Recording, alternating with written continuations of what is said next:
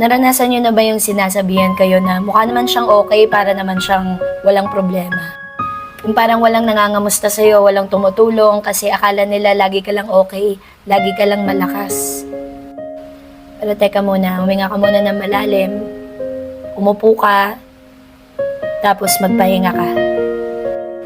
Alam ko pagod ka na, alam ko maraming kailangan ng katawan at isip mo, pero parang hindi mo na alam paano pa mabuhay, paano umandar, paano maging tao minsan. Tapos parang wala pang nakakaintindi. Kine-question pa nila, bakit ka malungkot? High-functioning depression hides behind achievement.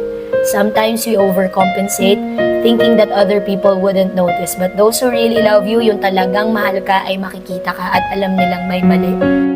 Kapatid, pakinggan mo ako sandali. Yung mga feelings na nararamdaman natin sa araw-araw, nagbabago siya. May highs, may lows, may gitna, tapos minsan parang wala.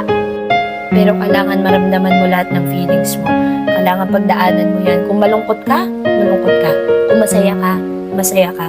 At huwag mong iisipin yung sinasabi ng ibang tao na, uy, huwag ka naman ganyan, masyado ka namang malungkot. Meron bang ganon, masyado malungkot? Diba malungkot lang? Walang sobra, walang kulang.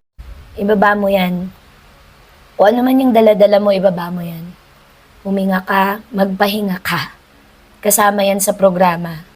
At kung akala mo kailangan mong sagipin ng buong mundo, ito ang mapapayo ko sa'yo. Una mo munang sagipin ang sarili mo. It's okay. Lilipas din yan. Nanalig ka. Maniwala ka.